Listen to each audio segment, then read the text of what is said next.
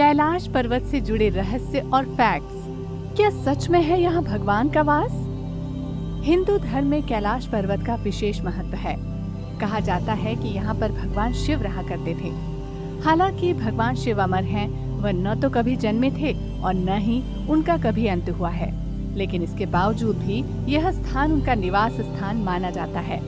कैलाश पर्वत एक ऐसा रहस्य है जिसे विज्ञान भी नहीं सुलझा पाया है। माउंट एवरेस्ट दुनिया का सबसे ऊंचा पर्वत है, जिसकी ऊंचाई 8,848 मीटर है। इस पर अभी तक 7,000 से अधिक लोग चढ़कर फतह प्राप्त कर चुके हैं, लेकिन कैलाश पर्वत की ऊंचाई इस पर्वत से 2,000 मीटर कम है। हैरत की बात यह है कि कम ऊंचाई होने के बावजूद भी आज तक यहाँ कोई शख्स या पर्वतारोही नहीं पहुँच पाया है। आज हम आपको इस वीडियो में कैलाश पर्वत से जुड़े ऐसे ही कुछ फैक्ट्स और जानकारियाँ देने जा रहे हैं, जिनसे शायद आप पहले से वाकिफ नहीं होंगे। तो चलिए शुरू करते हैं इस वीडियो को। कैलाश पर्वत पर चढ़ाई की प्रक्रिया आज से ही नहीं बल्कि कई सालों से चलती आ रही है। 20वीं सदी से ही लोग इस पर्वत पर चढ़ने की तमाम कोशिशें करते आ रहे हैं। इस पर्वत पर 16 साल पहले आखिरी बार पर्वतारोही ने चढ़ने का प्रयास किया था। साल 2001 में चीन ने अंतिम बार स्पेन की एक टीम को इस पर्वत पर चढ़ने की आज्ञा दी थी, लेकिन दुनिया भर से तरह तरह की प्रतिक्रियाएं सामने आने के बाद में यहाँ पर्वतारोही के आने जाने पर प्रतिबंध लगा दिया गया। हालांकि कैलाश पर्वत पर न चढ़ने का हुक्म तो 16 साल पहले सुना दिया गया था, लेकिन उससे पहले भी यहाँ कोई नहीं चढ़ पाया है। इसके पीछे का क्या कारण है, ये आज भी एक रहस्य बना हुआ है। दुनिया में जितने भी पर्वत हैं, उनका किसी न किसी जगह या दुनिया के कोने में धार्मिकता से नाता जोड़ा जाता है। वैसे देखा जाए तो इंसान शुरू से ही ऊंचे पहाड़ों और पर्वतों की ओर आकर्षित होता आया है। दुनिया में कई बड़े पर्वत हैं, जैसे कि माउंट ओलंपस, किनाबालू आदि। इन पर्वतों की चढ़ाई अब तक कई पर्वतारोही कर चुके हैं, लेकिन ऐसी क्या वजह है जो प्रतिबंधित होने से पहले भी कैलाश पर्वत पर कोई भी पर्वतारोही नहीं चढ़ पाया था?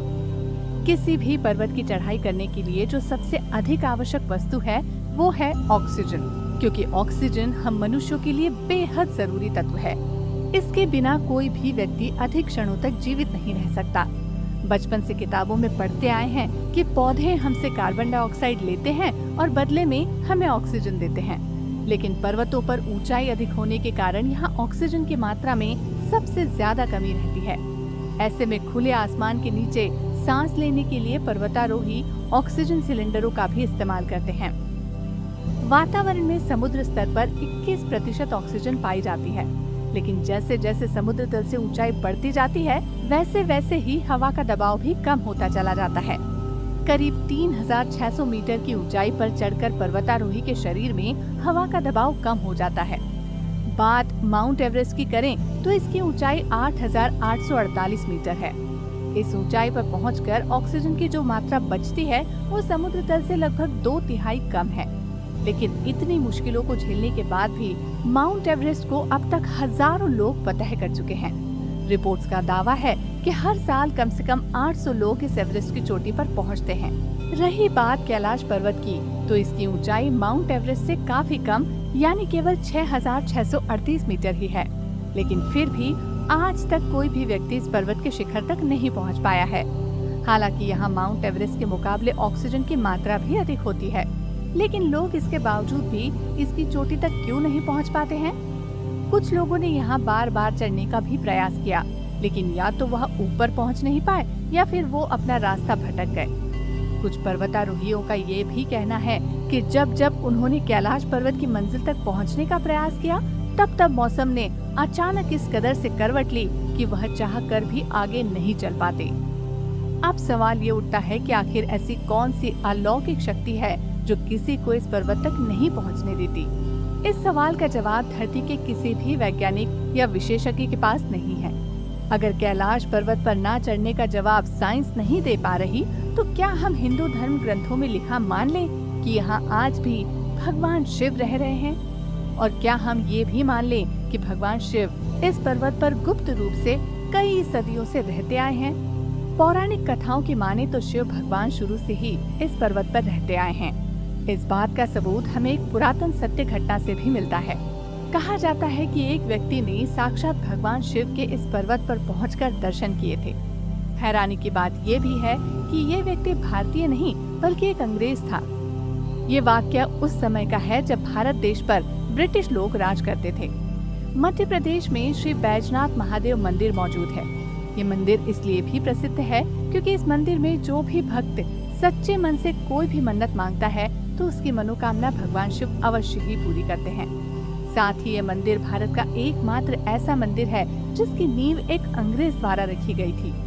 बताया जाता है कि उस समय कर्नल मार्टिन युद्ध के दौरान अफगानिस्तान में तैनात थे। यहाँ से वो अपनी मालवा रहने वाली पत्नी को पूरा हाल चाल पत्र लिखकर बताया करते थे। कई दिनों तक पत्नी को खत मिले, लेकिन एक दिन अचानक से खतों का सिलसिला बंद हो गया। पति के ठीक न होने की फिक्र ने मिसेस मार्टिन को काफी डरा दिया था और वो काफी बीमार भी रहने लगी थी। वह अक्सर मालवा के शिव मंदिर में लोगों को मन्नत मांगते और पूजा करते हुए देखा करती थी। ऐसे में एक दिन उन्होंने उस मंदिर जाकर भगवान शिव से मन्नत मांगी और कहा कि अगर उसके पति सही सलामत लौट आएंगे तो वह इस मंदिर का चिन्होद्धार करवाएंगी। मन्नत के कुछ ही दिनों बाद मैडम मार्टिन को कर्नल का खत प्राप्त हुआ। इस खत में जो लिखा था वह पढ़कर उनके पैरों तले से जमीन खिसक गई। मार्टिन ने लिखा था कि अफगानी सेना ने उनकी टुकड़ी को कई दिन तक कैदी बना लिया था और बचने की कोई उम्मीद नहीं थी। लेकिन एक दिन शेर की खाल पहने और हाथों में त्रिशूल लिए एक शख्स उनके सामने आया। इस खाल वाले ने उन्हें वहां से सही सलामत बचाने में मदद की। खत पढ़कर मैडम मार्टिन ने पति को अपनी मन्नत का जिक्र किया, लेकिन मार्टिन ने इस बात को अनदेखा कर दिया था। परंतु बाद में जब मार्टिन भारत लौटे थे, उनकी पत्नी उन्हें शिव मंदिर दर्शन करवाने ले गई। वहां जाकर मार्टिन ने जो बताया वो हैरान कर देने वाला था। मंदिर में लगी तस्वीर को देखकर मार्टिन ने कहा कि उन्हें जिस व्यक्ति ने बचाया था वह कोई और नहीं बल्कि यही है। इसके बाद उन्होंने 15,000 रुपए देकर मंदिर का चिन्होद्धार करवाया। भगवान शिव के अस्तित्व को अमरनाथ की गुफा में भी देखा जा सकता है। यहाँ एक शिवलिंग है जिसका निर्माण शुद्ध ठोस बर्फ से होता है, लेकिन गुफा के आसपास की पूरी बर्फ कच्ची है।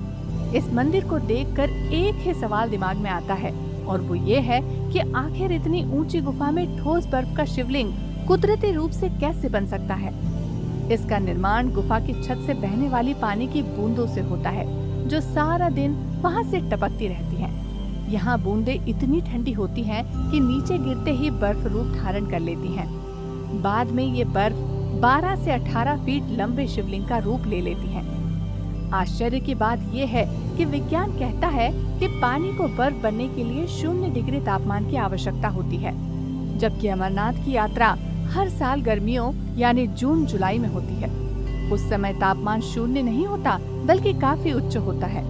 ऐसे में वहाँ का शिवलिंग बनना सच में किसी शक्ति का प्रतीक कहलाता है।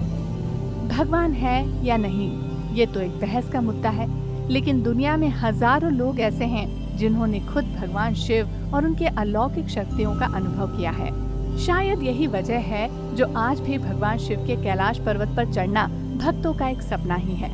हालांकि कुछ लोग इन बातों को महज एक संयोग मानते हैं, लेकिन उन्हें जितने सबूत दिए जाएं, उतने ही वह उलझते चले जाएंगे, क्योंकि भगवान शिव का रहस्य साइंस की समझ से बाहर का है। दोस्तों, उम्मीद करते हैं कि आपको हमारी आज की वीडियो काफी पसंद आई होगी। आप अपनी राय हमें कमेंट बॉक्स में भी बता सकते हैं।